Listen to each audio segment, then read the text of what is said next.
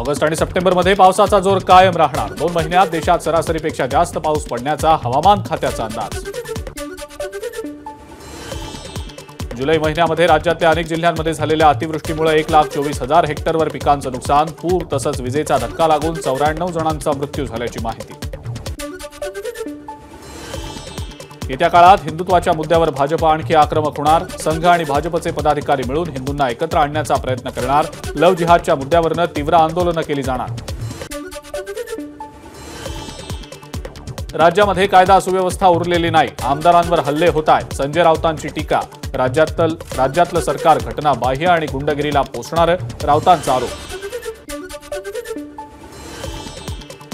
मुंबई उच्च न्यायालयाचा मुख्यमंत्री माझी लाडकी बहीण योजनेला स्थगिती देण्यास नकार। यामुळे मुख्यमंत्री शिंदेंच्या नेतृत्वातील सरकारला दिलासा। करदात्यांच्या पैशाचा अपव्यय असल्याचा केला होता आरोप। पुढची सुनावणी मंगळवारी। 2 महिन्यानंतर लाडक्या बहिणीला काहीही मिळणार नाही, खासदार संजय राऊतांचा दावा। तर महाराष्ट्राचा रिमोट कंट्रोल सध्या दिल्लीतून चालतोय, राऊतांचा आरोप।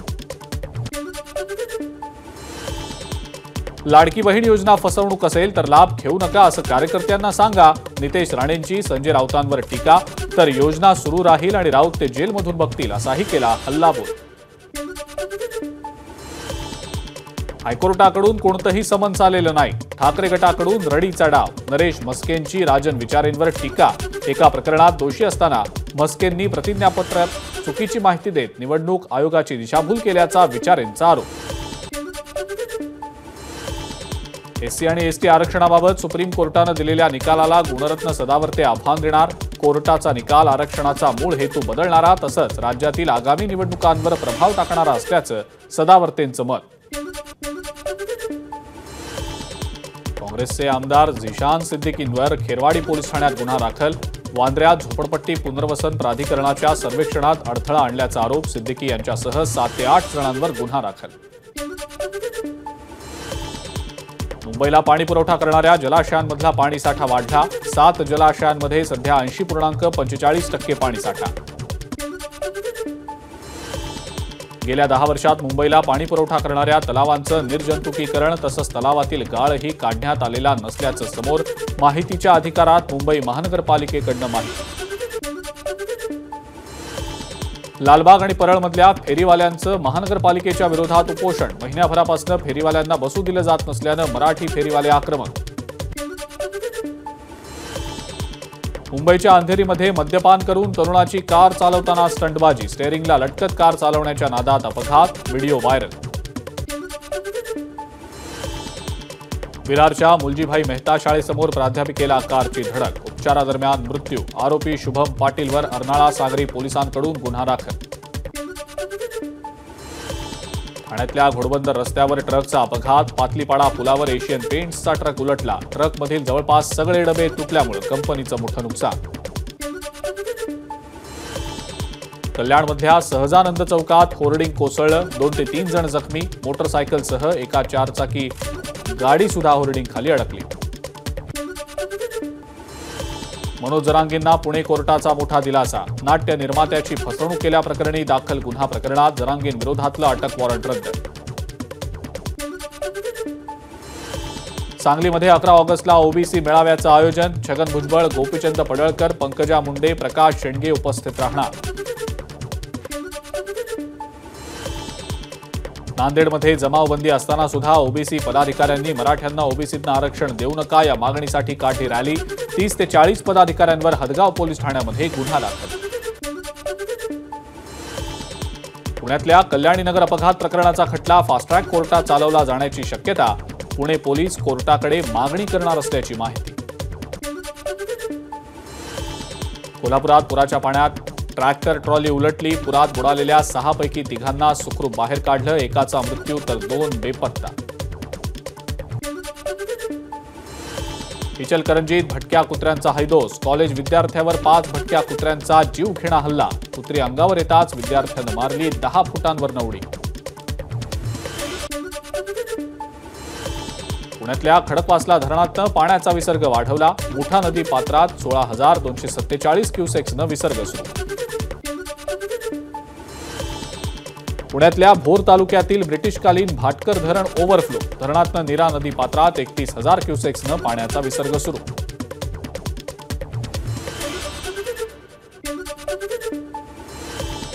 सोलापूरची तहान भागवणारं उजनी धरण 66% भरलं. उजनी धरणावर परिसरातील 40हून जास्त साखर कारखाने अवलंबून.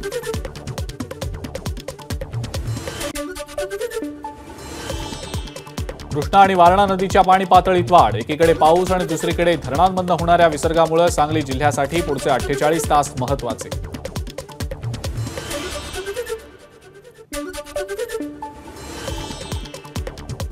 संभाजीनगर धाराशिव नामांतराची आव्हान याचिका सुप्रीम कोर्टानं फेटाळली. नामांतर प्रकरणी हस्तक्षेप करायला सुप्रीम कोर्टाचा नकार. मुख्यमंत्र्यांच्या दौऱ्यामुळे छत्रपती संभाजीनगरमधील आज होणारी पोलीस भरती रद्द. भरतीसाठी आलेल्या उमेदवारांचा आरोप.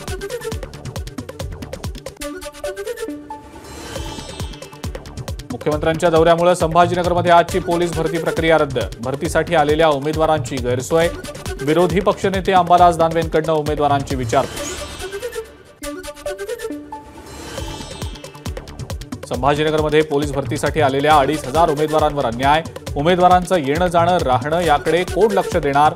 संभाजीनगरमधील पोलीस भरती पुढे ढकलल्यानं अंबादास दानवेंचा सरकारला सवाल. मनसे अध्यक्ष राज ठाकरे 10 आणि 11 ऑगस्टला बीड जिल्ह्याच्या दौऱ्यावर. विधानसभेच्या पार्श्वभूमीवर मतदारसंघांचा आढावा घेण्यासाठी राज ठाकरे दौरा करणार. छत्रपती संभाजीनगरच्या वाळूज भागातून HDFC बँकेचं ATM मशीन पळवून नेणाऱ्यांना अटक. चोरट्यांनी विहिरीत फेकून दिलेलं मशीनही पोलिसांनी केलं जप्त.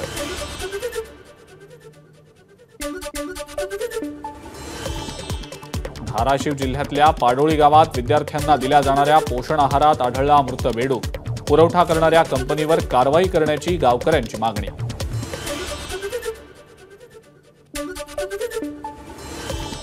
राज्यभरातल्या 6 पशुवैद्यकीय महाविद्यालयातल्या जवळपास 4,000 विद्यार्थी कालपासून बेमुदत संपावर.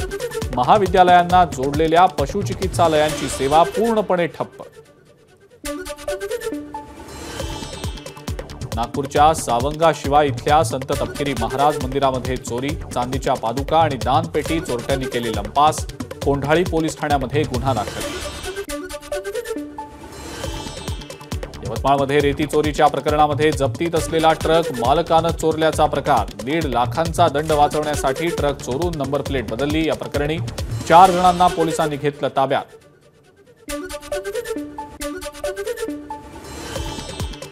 चंद्रपूर पोलिसांच्या स्थानिक गुन्हे शाखेकडनं गावठी बंदूक आणि 7 जिवंत काडतुसं बाळगणाऱ्या युवकाला अटक. बल्लारपूर शहरातनं आरोपीला घेतलं ताब्यात.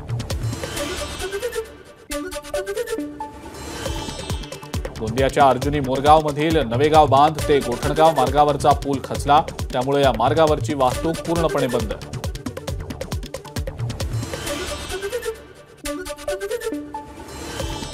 भंडाऱ्यातल्या मोहाडी तालुक्यातल्या रोहाणा इंदुरखा या गावांना जोडणाऱ्या मार्गावरचा पूल वाहून गेला. वर्षभरापूर्वी 30 लाख रुपये खर्च करून हा पूल बांधण्यात आला होता.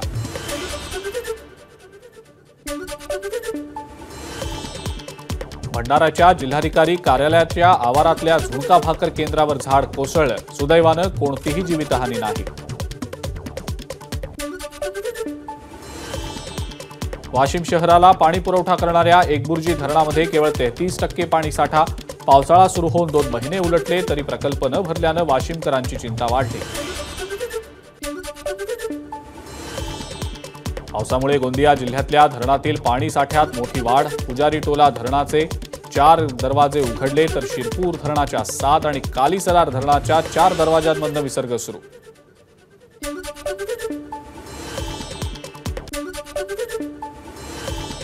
वर्ध्याच्या सावंगी इथल्या मेडिकलच्या विद्यार्थ्यांच्या पूजाच्या आत्महत्येप्रकरणी कॅन्डल मार्च. घटनेची निष्पक्ष चौकशी करत महाविद्यालयाच्या धोरणात बदल करण्याची विद्यार्थ्यांची मागणी.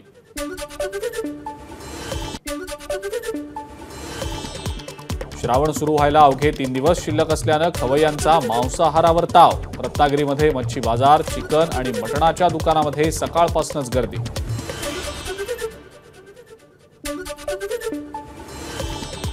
उरण हत्याकांडाच्या निषेधार्थ काढण्यात आलेल्या मोर्चादरम्यान चिपळूणमध्ये एका मुस्लिम महिलेकडून शिवीगाळ, त्याच्याच निषेधार्थ चिपळूणमध्ये व्यापाऱ्यांकडून बंदची हाक. तळकोकणातल्या दोडामार्ग तालुक्यातील कळणे गावात हत्तीचा धुमाकूळ, केळी, सुपारी आणि नारळाच्या बागांचं नुकसान.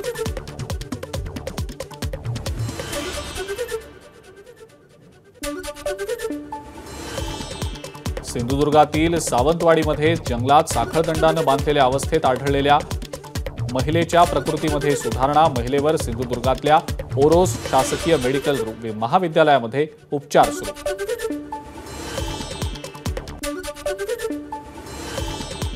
कोकण मंडळाकडून मुंबईतल्या घरांसाठी लवकरच लॉटरी, म्हाडापाठोपाठ कोकण मंडळाकडून सुद्धा आचारसंहिता लागण्यापूर्वी घरांसाठी लॉटरी काढण्याचे प्रयत्न.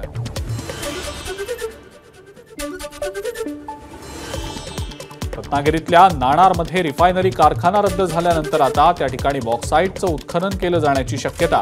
त्याबाबत 29 ऑगस्टला सागवे गावातल्या महाविद्यालयामध्ये जनसुनावणी.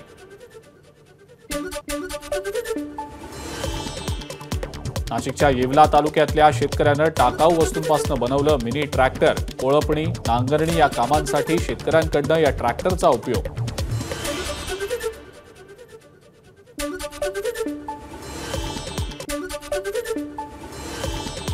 नाशिकच्या मालेगाव शहराला पाणीपुरवठा करणाऱ्या जलकुंभाचा व्हॉल्व्ह लीक झाल्यानं हजारो लिटर पाणी वाया. रात्री उशिरा व्हॉल्व्हची दुरुस्ती करून पाण्याची गळती थांबवली.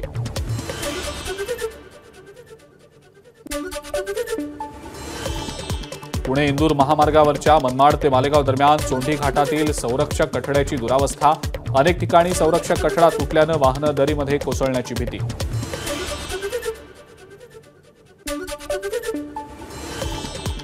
जळगावात कर वाचवण्यासाठी तब्बल 65 कोटींची खोटी बिलं देत व्यापाऱ्याकडनं फसवणूक. जळगाव विभागाच्या अन्वेषण शाखेकडून व्यापाऱ्याला अटक.